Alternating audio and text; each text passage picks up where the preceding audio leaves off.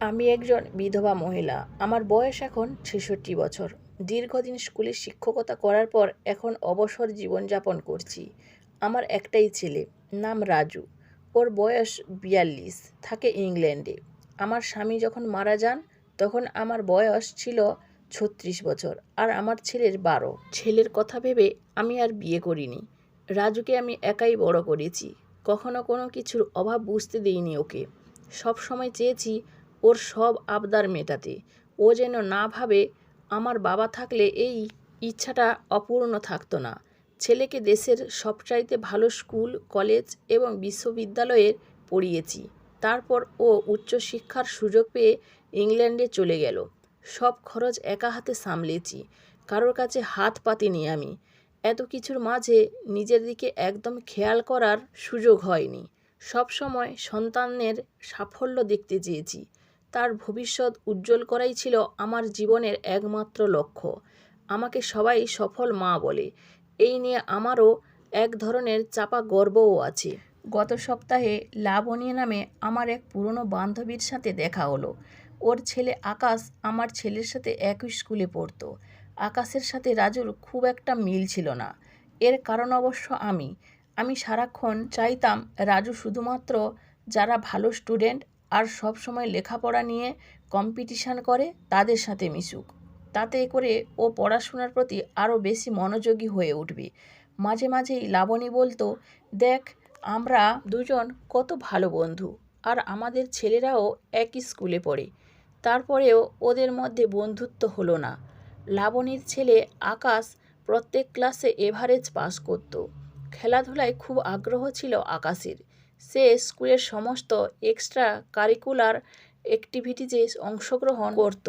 স্কুলের ওয়াল ম্যাগাজিনে ওর লেখা থাকতো, ছবি আঁকতো। এগুলো নিয়েই লাবণী খুশি ছিল।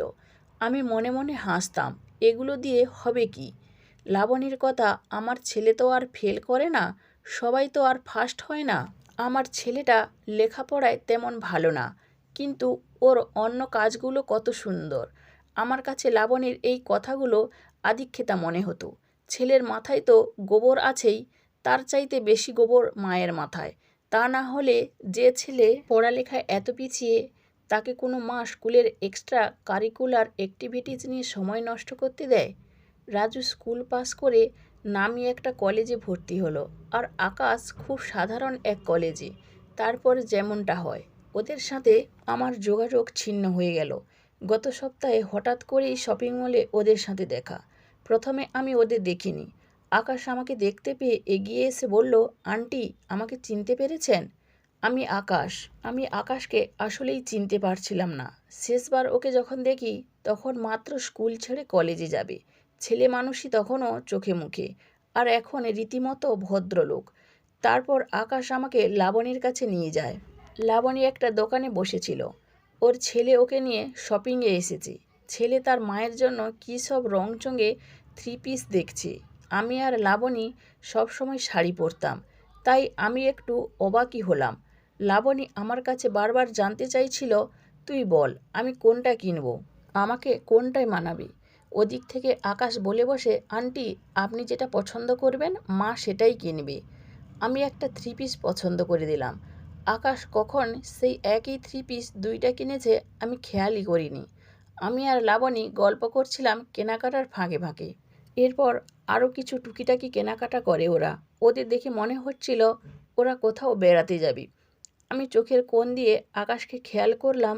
ও ওর মায়ের সাথে কত সহজ স্বাভাবিকভাবে কথা বলে, যেন মনে হয় আকাশ ওর মাকে নয় মেয়েকে নিয়ে বের হয়েছে শপিং করতে। কেনাকাটা শেষে আকাশ আমাদের নিয়ে একটা রেস্টুরেন্টে যায়।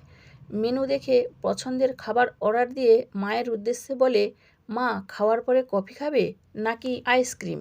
লাবণী হেসে বলে, আগে কফি খাবো, তারপর আইসক্রিম খেতে খেতে বাসায় যাব। আমি বললাম, আমার জন্য স্রেফ কফি। লাবণী সঙ্গে সঙ্গে বলল, তাহলে আইসক্রিম বাদ।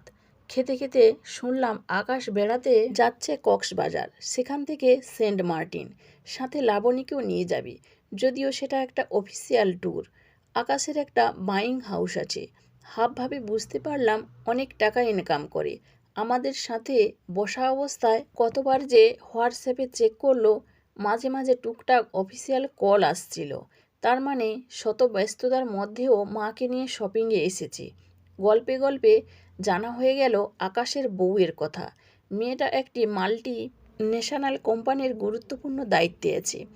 তাদের এক ছেলে, সে এখন স্কুলে। ছেলেটা নাকি লাবণ্যের ভীষণ ন্যাওটা।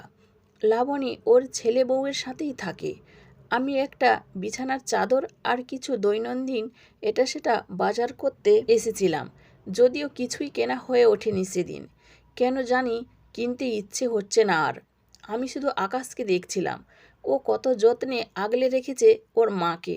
স্যান্ডেলের দোকানে নিজে হাতে মায়ের পায়ে স্যান্ডেল পরিয়ে দিল। লাবণী অত দাম দিয়ে স্যান্ডেল কিনবে না। আকাশ তখন বলল, মা তুমি দাম দেখো কেন, তুমি শুধু দেখবে আরাম পাও কিনা। আকাশের কত খেয়াল তার মায়ের জন্য। সবশেষে ও সানগ্লাস কিনল মায়ের জন্য। লাবণী সানগ্লাস কিনবে না কিছুতেই। তখন আকাশ বলল, মা সানগ্লাস কিনতে হবে, কারণ তুমি যখন সমুদ্রের ধারে হাঁটবে তোমার চোখে রোদ লাগবে। ওদের মা ছেলেকে দেখে আমার এমন লাগছে কেন, ভিতরে ভিতরে এতটা ছোট হয়ে যাচ্ছি কেন। বারবার মনে হচ্ছে আমি হেরে গেছি জীবনের কাছে। আমি একজন ব্যর্থ মা, যে তার ছেলেকে সবচাইতে সফল আর বড় বানাতে গিয়ে এত বড় বানিয়ে ফেলেছে যে সেই ছেলের নাগাল আর কখনো পাবে না।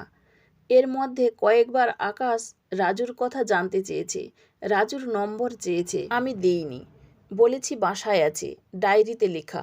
আসলে রাজুর অনুমতি না নিয়ে ওর নাম্বার কাউকে দিলে ও রাগ করে। আমাকে বলে, মা আমি অনেক বিজি থাকি, যখন তখন কল দেবে না, এতে আমার ডিস্টার্ব হয়।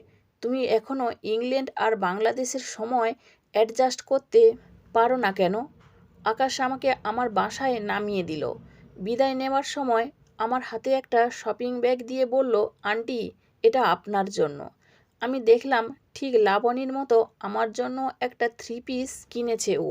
আকাশ বলল, আপনারা দুই বান্ধবী এক সময় একই রকম 3 পিস পরে বেড়াতে বের হবেন। আমি অনেক কষ্টে অশ্রু গোপন করলাম। আকাশ আরও বলল, আন্টি আমার মোবাইল নাম্বারটা রাখুন, আপনার যখন খুশি কল দেবেন, আমি এসে আপনাকে আমাদের বাসায় নিয়ে যাব। আমি তখন বললাম, তুমি তো বিজি থাকো। আকাশ সাথে সাথে জবাব দিল, আন্টি আপনার জন্য আমি সবসময় ফ্রি আছি।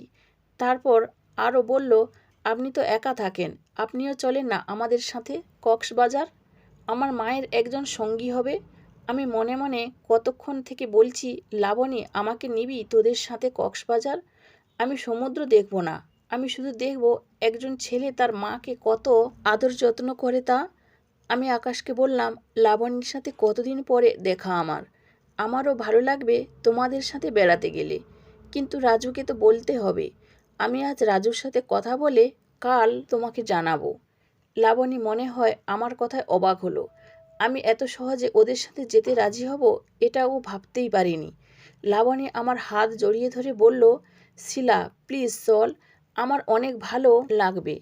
তারপর ওরা চলে গেল। আমি আমার আলোহীন ঘরে ঢুকে আজ আরও বেশি অন্ধকার দেখতে পেলাম। গতকাল রাতের বেলা রাজুর সাথে হওয়া কথাগুলো ভাবতে লাগলাম। বিয়েটা ও একা একা করলো ইংল্যান্ডে, নিজের পছন্দের মেয়েকে। ইংল্যান্ড থেকে বাংলাদেশে আসা নাকি অনেক ঝক্কি, তাই দেশে এসে বিয়ে করার প্রশ্নই আসে না। আমি টেলিফোনে ওদের কনগ্রেচুলেশন জানালাম। ওদের একটা মেয়ে হলো, এখন অনেক ছোট। বাংলাদেশের আবহাওয়ায় নাকি ওর সহ্য হবে না, তাই আসা যাবে না।